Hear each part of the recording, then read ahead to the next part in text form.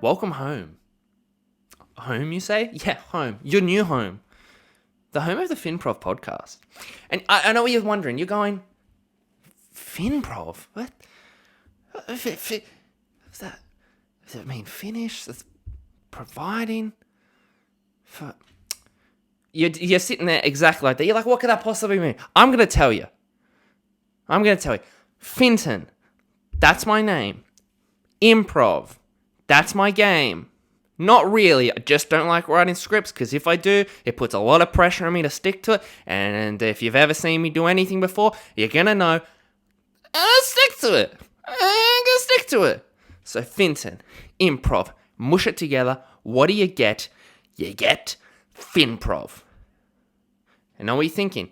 You're probably thinking the exact same I thought. I sat there. I wrote it down. About 50 times. I looked at it and I went, that's kind of clever. So that's a tagline show. It's kind of clever. All right.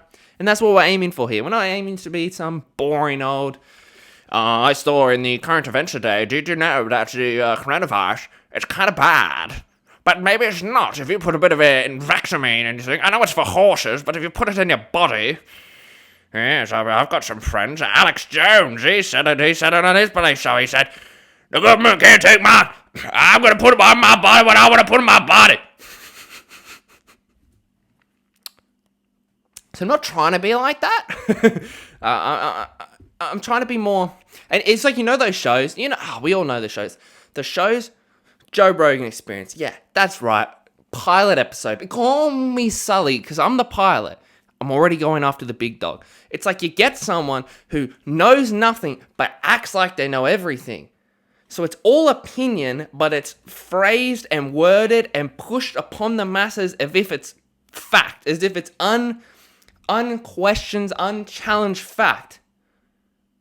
And all you're doing is spreading misinformation, spreading lies, pushing your own agenda, but you're not saying that it is. You're not just being open about it. I hate that. I hate it. So that's not what this is. We're not trying to do that here. We're trying to be just real, honest, and raw. Raw, baby. We're trying to be real. We're trying to be Finprov. Not a bad start if you bloody ask me.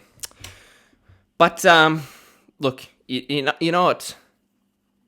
It's like, you're thinking about Finprov. It's like, in school, and it's like, or even anything, like icebreakers. Ugh. Icebreakers are seriously the worst thing in the world. Global warming, never heard of it? I mean, it doesn't make sense. It doesn't make sense. Why would you call it an icebreaker? Because you're breaking... Is it called an icebreaker because you're warming up to each other? Is that why it's called that? Because I'm just thinking about that now. If you're... Especially with all the global warming movements, why would you want to be breaking the ice? Wouldn't you want to be mending the ice? Wouldn't you want to be buying more ice? Isn't that what we should be teaching the kids? Hey guys, let's play ice menders. Hey guys, I went to the servo. Here's 3 bags of ice. Let's get to know each other. But maybe it's because you're warm. I mean, that makes sense. But then why don't you call it...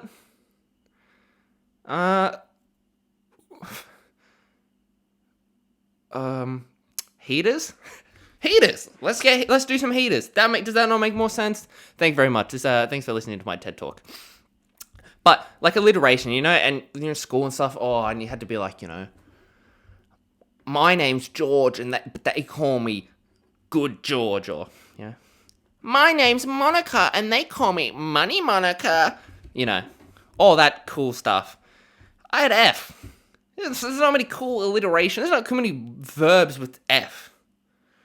It's like, I could be like, hi, I'm fantastic, Finton.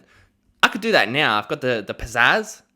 But back then, I didn't have the pizzazz to pull off fantastic. So then it's like, you have funny. And then you go, hi, I'm funny, Finton. And it's like, oh, tell us a joke. And it's like, no, I'm not that kind of funny. Okay, who's next? That's kind of how that went. So you had fantastic, wasn't an option at that time. Funny, also not really an option. Then you always had the funny one, you could always be like, hi, I'm farting Finton.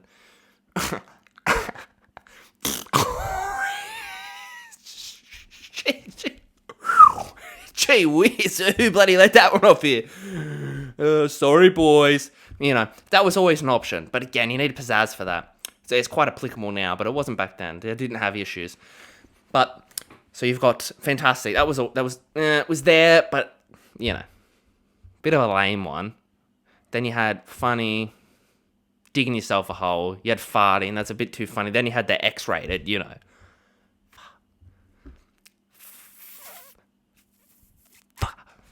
I can't even say, but you know what I'm bloody saying. Oh, you know what I'm thinking. That was always too X-rated. You couldn't put that one out there. So then, a good one would have been Furious Finton.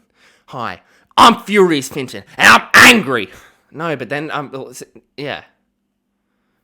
Fast and Furious, I could have used that. Because Fast was another one, but it's like, I'm Fast Finton. It's like, go, do a race then, have fun. It's like you have to do like some sort of jog on the spot. That was also you digging yourself a hole there. That's in the same category as funny. Then, now, I should have been Fast and Furious. I want to go back to school and go, hey, I'm Fast and Furious Finton.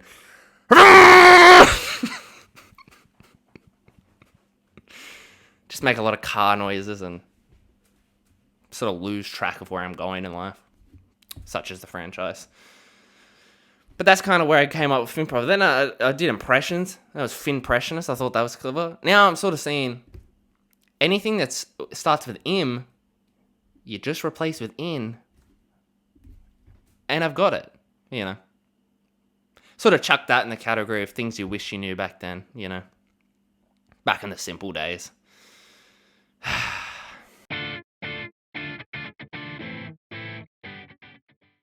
We've been doing a lot of family game nights, and you hear family, you hear games, and you hear night, and you go, there's 3 things that are pretty alright. But you put them all together, and while it's fun, you also want to murder your whole family. So the game of the game of choice at the moment, right? That's been Cluedo. And let me ask you a question. Do you know what's funny about Cluedo? Yeah? You know what's funny about it? You even know what's fun about it? No? I'll tell you. What's fun about Cluedo is absolutely nothing. All that game does is make me want to do an actual murder. That's all that game does. Because, I assume we know how Cluedo works. You've got that detective game. You've got, I'm Professor. I always try to think, I feel like Colonel Mustard's more. I'm a man from the South. I'm Colonel Mustard. I've been shooting balls and doing whores. Little tip of the hat, though. That's what he would do. He's a bit classy. Then you've got Professor Plum. He's more like, I'm a professor. I'm Professor Plum. I do physics, and I wear purple. My whole life is one big pea mess.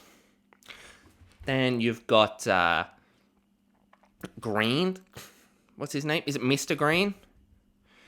Hi, I'm Mr. Green. I'm like Mr. Bean, but not fun. Then you've got Scarlet. I wear red, so it suggests that I'm a bit of a naughty girl. You see? Then you've got Mrs. White. Oh, I'm the little old housemaid, Mrs. White, but I might have done a murder. They don't pay me very well, but whose house is this even? I don't know. Do we ever find that out? Whose house am I working at? I don't know. Because if I'm in the game, then I've murdered, so I guess I've murdered the owner of the house, but I'm not saying I did it, I'm just saying I'm a little old lady, and I'm called Mrs. White because I have white hair. It's not nice. My favourite colour's turquoise. But you'll never hear my story. Then you've got, last but not least, the blue one. Mrs. Peacock. Yeah, I'm Mrs. All my women voices are the same. I'm Mrs. Peacock because peacocks have blue feathers, and I like blue, and I like feathers. So, it's quite original. It's almost merging into Bane there. You merely adopted the darkness. I was born in it, molded by it. I'm going to run Gotham, Batman. That's not bad. That would be up there with my. Let's see how long they take to turn on each other, Batman. You might be Gotham's protector, but I'm its reckoner. It's gonna be a dark night. Not bad. Yeah. 8 out of 10. I think I just drew a circle. So now we have an understanding of who the characters are. Now you have the game. And it's like, I think, you see, I'm a detective, and I think that it was Professor Plum in the kitchen with the knife. And then we'll be giving the cards out. But then you get and you get the people, and you'll get no cards, right? And you'll be sitting there for like 10 seconds, and you're like, no one's giving me a card. I'm about to accuse. And you're saying the words, you're going, I accuse, and then after like 10 seconds, someone will just weakly, like a little weasel, just slip in a card and go, sorry, I didn't know I had it. And you're just sitting there like, you see, if this really was the 50s, I'd be pissed. But I'm at a family dinner, so I have to act like I'm not so mad. But when I get to my room, I'm gonna beat the shit out of my pillow. That's how it feels. That's how it feels.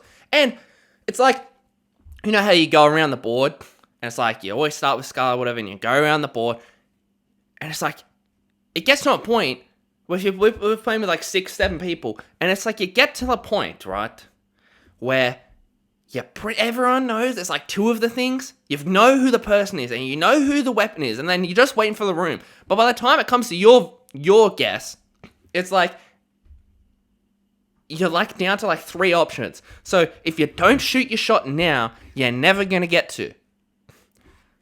So that's why I got balls, I shoot my shot. And every time, I come up short. And it's the most infuriating thing in the world. When you're so certain. And you're just like, screw it, I'm gonna go for it. You see, I accuse Mr. Green in the conservatory with the revolver. No one's giving you any of those cards. No one. You're looking around, you're going, I'm good to my right. I'm good to my left. I think I've done it, boys. Ladies and gentlemen, I get the win. You take the pile at the thing. You open the case. You get the cards. You go, Mr. Green, you little ripper. Knew you were a cheeky boy. Look at your eyes. You're shifty. It's the Green. He's shifty. He's green like money. And Kermit the Frog. Then you open up. You go, oh, the revolver. You little ripper. If I was going to murder someone, what an efficient weapon. That is much easier to kill someone with than a candlestick. Revolver, makes sense. Lead pipe, makes sense. Rope, yeah, I can see it. Bit harder. Candlestick. You gotta really hate someone. You gotta really dislike them to kill someone with a candlestick. Because if it was just lighting them on fire, you'd say arson, or you'd say fire. You wouldn't say candlestick. Do you have candles in it? Would you do it? Would you do it with candlesticks in it? Would you have candles in the candlestick on the fire, and it's like a double weapon, you tape them in, but then if you flung it, they're gonna fall out, right? So it's just blunt trauma again. So basically this game is we've got one gun, we've got one rope, and then we've just got blunt trauma.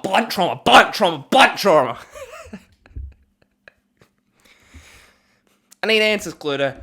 Hasbro? Yeah, Hasbro. More like, has you ever seen an efficient weapon?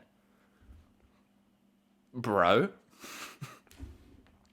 Anyway, right? We've got the name. We've got the weapon. You're like, I'm guaranteed. No one's given me conservatory. I know it's in here. No one's given. I'm positive.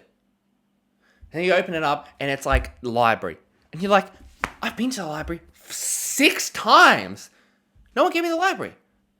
And then you look to your right, and it's your own mother. Your own mother has left you to dry. You see their face go, sort of slouch in the chair. It's just like, oh, sorry. I didn't realize I had it. And you're just sitting there. And you're just so angry. You know when you're so angry, it's like you can't even make a noise. You can't even say anything. You're just so angry that you're just sitting there and you're just like, and you're doing these ones, you're just like, it's like you're saying it in your head, but it's just nothing's coming out. It's just, you're just so red hot. That's game night. Oh, the other thing, you know you're going to win. You're guaranteed. You know it. You've got it. But you can't get to the room in time. It's always the room, and you can't get to the room in time. Or it's like, you're one roll away. You just need a 3. You're almost guaranteed. And then someone's in the room that has, like, they can just go straight through there and bypass everything, go straight to the room. Oh my God. You're just like, they're like crying, like, I just need a win. I just want one win, please. So you know what's overtaken Cluedo? You know it's a much better game that, not saying I need to win, but something that I definitely do win, and I kick ass at it. That's right. The game you've never heard of, Cornwall. The game you've never heard of. Not Corn Wars, that would be fun, but actually, it's called Coin Wars. TM. Basically, you get a coin. You go from 5 cent, 10 cent, 20. My personal favorites, the 20 cents for your most even spin, $2, that's probably my specialty. Bang, you just, pow, pow, pow, right? Spin it around, and you just see who can spin a coin for the longest. It's that simple. Get a coin, get your hands, spin it. Who's last man standing? That's my kind of fun. Then, you want to spice it up? You heard of Beyblade? Yeah. Well, have you heard of coin blades? Way more fun. Way more practical. Dig out your loose change, because you're in touch with the common man. Shout out to H&A. Then, you get your fingers. Someone spins one in the middle, right? Roughly in the middle of a table. You gathered around it. You take turns shooting the coin. First round, right? I'm sharing this. This is for your next... You get home with your housemates, your partner, your friends, your family. This is going to bring people together, right? Coin Wars. TM. So, as I just said, start one. Get you warmed up. Get you early. You sit around a table. You go 3, 2, 1, go. You spin your coin. You just see who's last man standing. You build it up. You get those calluses on your finger. You've now in the spirit. You've got them flying. You've got them flinging. Test out all the coins. Do a 5 cent round, a 10 cent, 20 cent. Like I said, personal favorites, 20 cent is probably the most even. It's just big, it's round, it's the most even.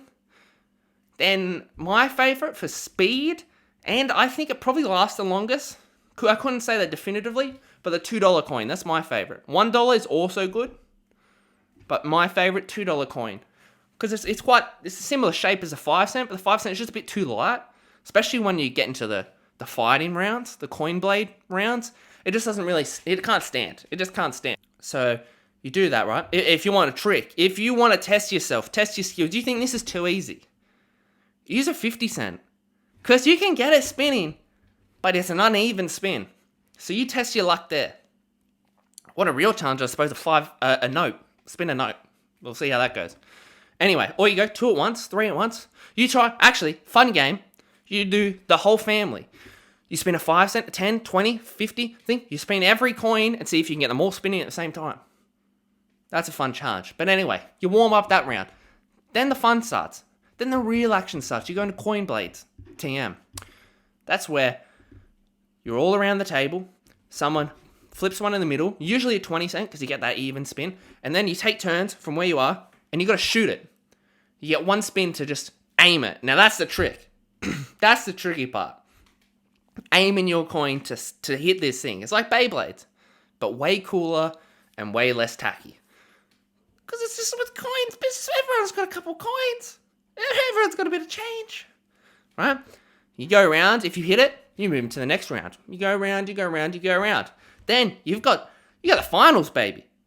The finals are another one. So now instead of, say 6, 7 people, you've got 2 people standing. Or if only one person hits in that first round, congratulations, baby. You won without even having to go to the big dance. You didn't even have to put on your dancing shoes, baby. You won. But if there was more than one person, you're in the second round. Round 2, it's the same thing. But this is first hit wins. So you get your shot, right? But if the first person hits it, then it just goes on to the second person. If they're the only one that hits it, they win.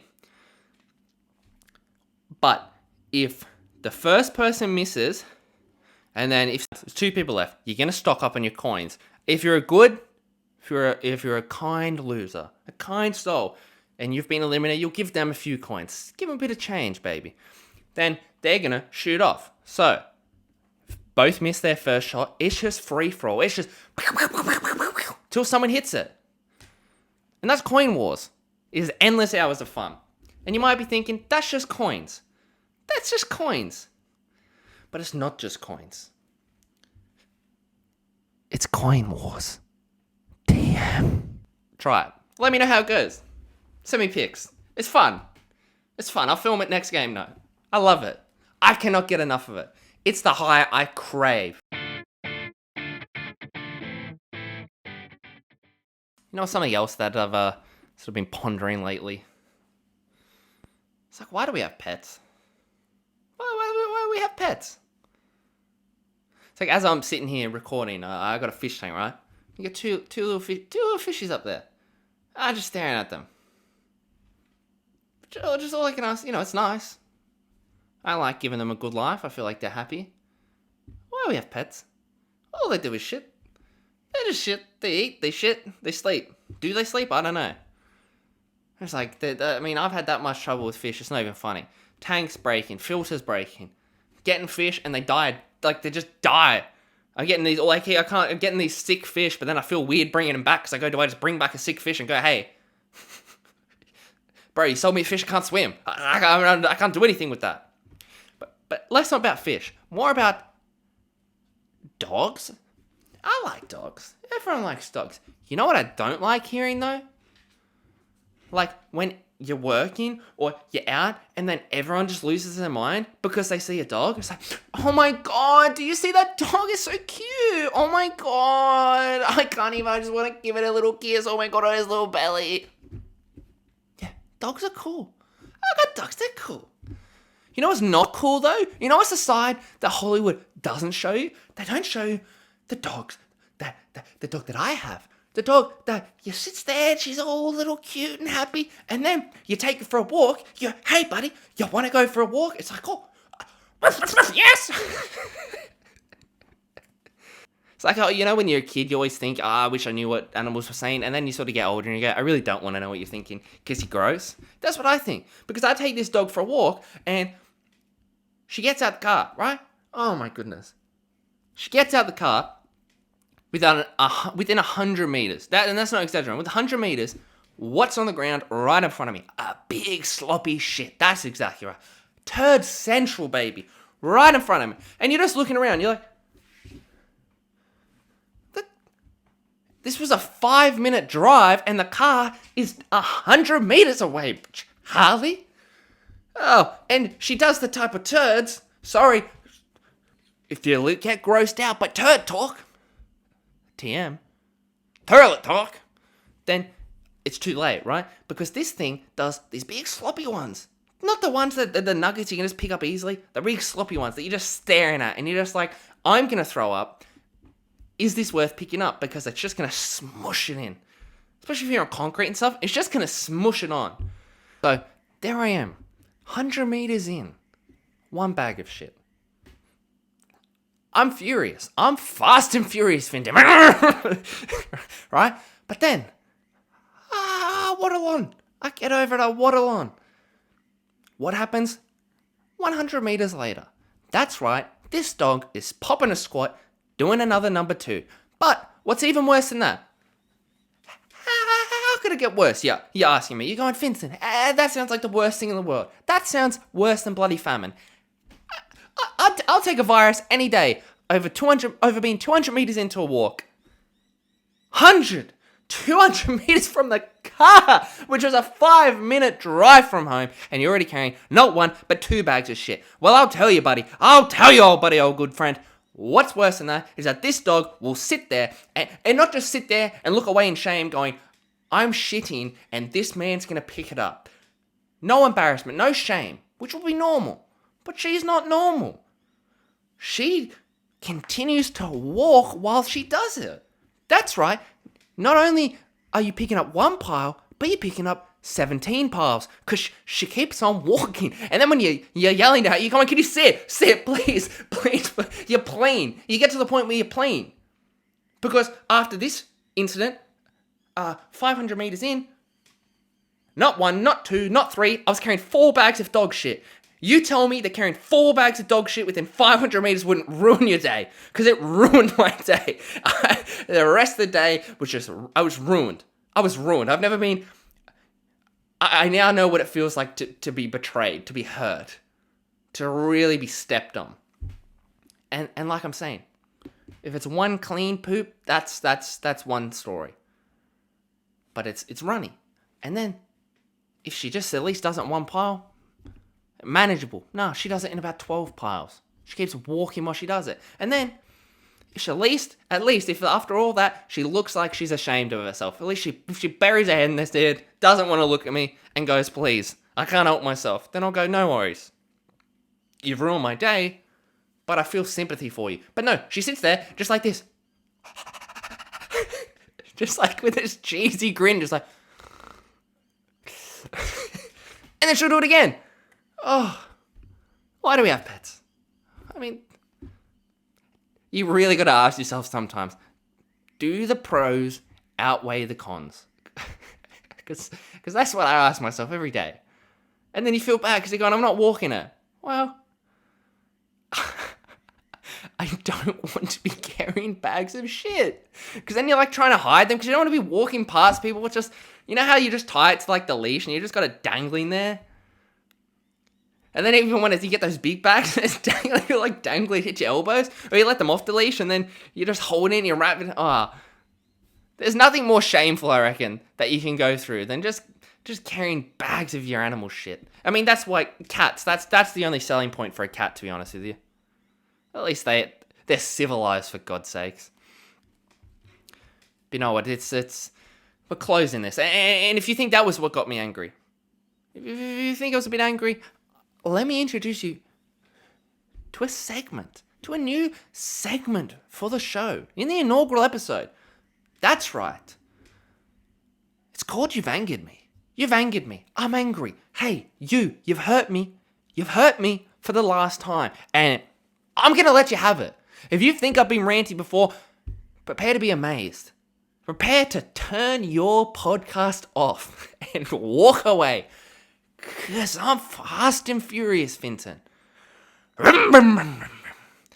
If you have noticed, my car noises have been getting progressively worse. But anyway, if you think this is a script, by the way, you're highly mistaken. It's just doodles. But it does help me think. Anyway, the thing that's angered me is a simple one. And that's simply put, the dishwasher. Just the dishwasher. Dishwasher. And I'm not just talking about the fact that it washes dishes. I quite like that. What I'm talking about is the next to the dishes, just dishes.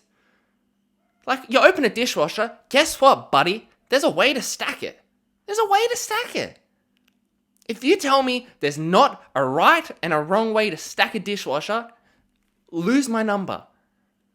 Unsubscribe. But don't. Do subscribe, but just never talk to me, because there's a right and a wrong way, right?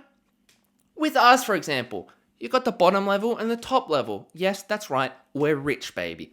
Anyway, you go in the back and you put your cutting boards and stuff, and then in front you put your plates, right there all on one side. Then on another side you got your bowls. Up the top you got all you put your glasses at one section, your tea, your mugs at the other.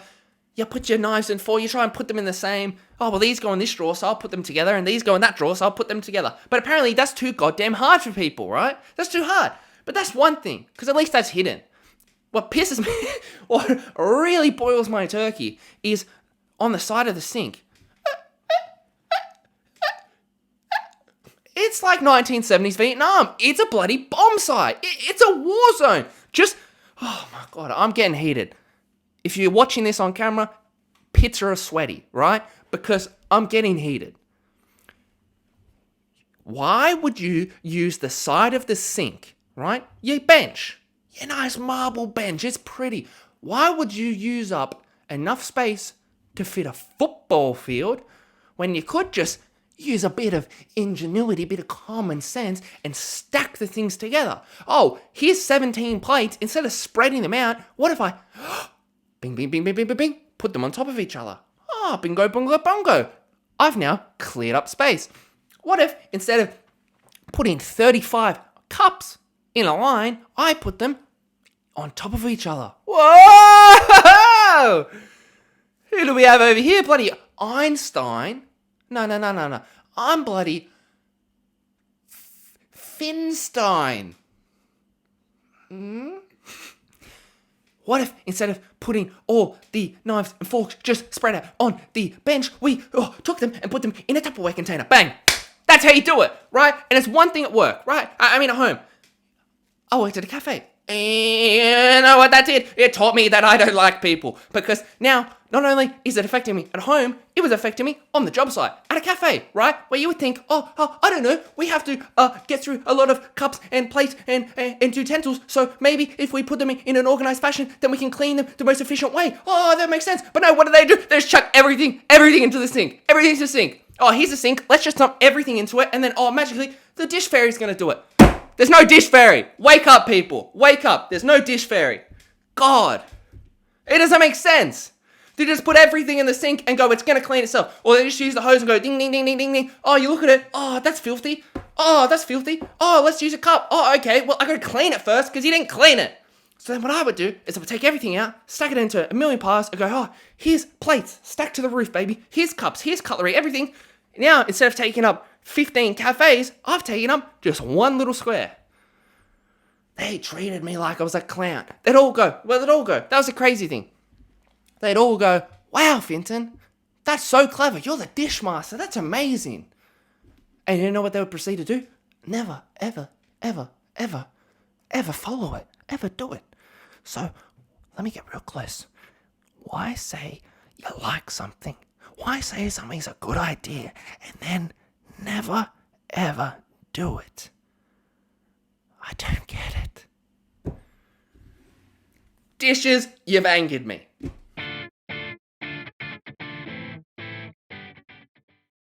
Look, I don't know, it's the first episode, so I don't know how... What? You tell me your thoughts. Should I have a close off or should it just end after that? I don't know. We'll try with a close off. You ready? And we're going to do it live. Should I do a broadcaster style? Thank you for listening. Try that again. Oh, a little bit of improv. Oh, Finton doing improv. Oh, Finprov. Oh, man, it is kind of clever. Ooh. It is kind of clever. It is kind of clever. Hi, I've been your host, Finton. Thank you for listening to today's episode of the Finprov podcast. I hope that you take the show's course and you learn something. And if you see something in your community, make sure to let me know. From myself and the team here at Finprov Productions, have a wonderful evening or morning. Or just have a wonderful time. Have a wonderful life. Thanks for listening. Goodbye.